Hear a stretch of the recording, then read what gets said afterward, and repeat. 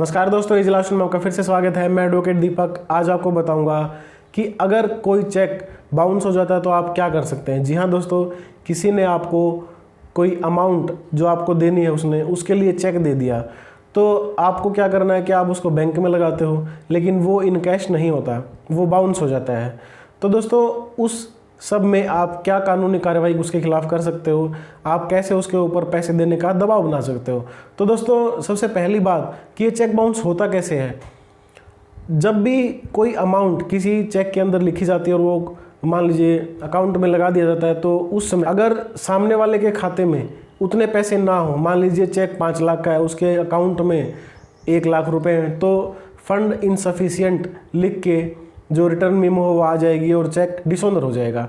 इसी प्रकार कई बार कुछ चालाक आदमी क्या करते हैं कि भाई चेक तो दे देते हैं लेकिन उस अकाउंट को ही बंद करवा देते हैं, तो उसमें अकाउंट क्लोज्ड की रिपोर्ट आती है। कई बार ऐसा होता है कि भाई आपको तो चेक दे दिया गया, लेकिन सामने वाले बंदे ने थोड़ी और एडवांस टेक्निक अपना के उस चेक की पेमेंट स्टॉप कर दी, तो उसमें भी जो आपका चेक डिसऑनर हो गया, या अपने साइन मिसमैच कर दिए कि भाई जो उसके ओरिजिनल साइन है बैंक में उससे अलग साइन उसने कर दिया ताकि उसकी पेमेंट जो है वो ना निकले।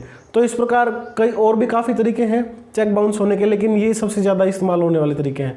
तो दोस्तों इस प्रकार जब चेक डिसऑनर हो जाता है तब आपको क्या करना होता है। जब आपको चेक की रिटर्न मेमो मिलती है बैंक से, उसके 1 महीने के अंदर अंदर, मतलब कि 30 दिन के अंदर अंदर आपको लीगल नोटिस भेजना होता है उस बंदे को जिससे आपने पैसे लेने हैं।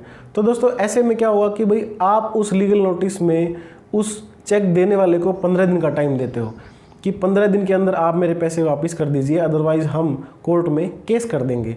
तो जब 15 दिन के अंदर अंदर अगर वो पैसे दे देता है तो आपका मामला यही निपट जाता है, लीगल नोटिस में आपका काम चल जाता है। लेकिन अगर वो 15 दिन के अंदर पैसे नहीं देता तब आपको उस सूरत में चेक बाउंस का केस डालना पड़ेगा। जब आपके 15 दिन ख़त्म हो जाए जो आपने टाइम उसको दिया है, उसके 30 दिन के अंदर अंदर आपको एक कंप्लेंट NI एक्ट की सेक्शन 138 के अंतर्गत, जो आपके फौजदारी जो भी अदालत लगती है वहाँ पे आप ये मुकदमा दायर करोगे। इस मुकदमे में आप अपना जो कंप्लेंट है वो original cheque, memo, legal notice, ये डॉक्यूमेंट साथ में ज़रूर लगाएं। उसके बाद जब ये मुकदमा दायर होता है तो उसके बाद दूसरी पार्टी को प्रिलिमिनरी एविडेंस के बाद समन जाते हैं। तो अगर समन जाने के बाद वो आकर जमानत ना कराएं तो उसके बाद उसके नॉन बेलेबल वारंट इशू हो जाते हैं, और अगर नॉन बेलेबल वारंट भी तामील हो जाए तो उसको एक PO की कार्रवाई जो है उसकी शुरू हो जाती है और उसको भगोड़ा घोषित भी किया जा सकता है। उसके लिए उसके ऊपर सेपरेट FIR भी दर्ज हो सकती है। तो दोस्तों उसके बाद पुलिस उसको पकड़ के ले आएगी भगोड़ा होने के बाद, और एक FIR और एक चेक का मुकदमा दोनों उसके साथ के साथ चलेंगे। लेकिन कई बार क्या होता है कि भाई जब रूटीन में चेक देने वाला आके जमानत करा लेता है तो उसके बाद जो कंप्लेनेंट है वो अपने मुकदमे को साबित करेगा, अपनी जो लेन देन है, अपना जो लीगली रिकवरेबल डेब्ट है, जो वो कुछ फैक्ट है उसको साबित करेगा। उसके बाद वो कोर्ट जो है दूसरी पार्टी की गवाही लेगा, फिर बहस होगी। बहस होने के बाद कोर्ट डिसाइड करेगा कि भाई क्या वाकई लेन देन था, क्या ये चेक जो है वो फर्जी तौर पे लगाया गया है या फिर जेन्युइन तरीके से उसके पैसे देने बनते थे।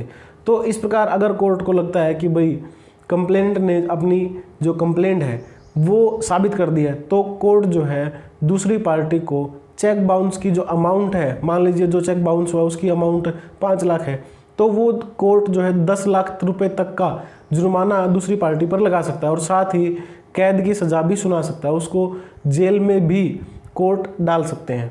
तो इस वीडियो में आपने जाना कि भाई जब भी कोई चेक बाउंस होता है तो आपको क्या करना है, और अगर आपको ये डिटेल प्रोसीजर सही लगा तो वीडियो में जानकारी अगर आपको सही लगती है तो वीडियो को लाइक करें, चैनल को सब्सक्राइब करें, साथ ही बेल आइकन को जरूर प्रेस कीजिएगा ताकि हर वीडियो की नोटिफिकेशन आप तक सबसे पहले पहुंचे। Thank you.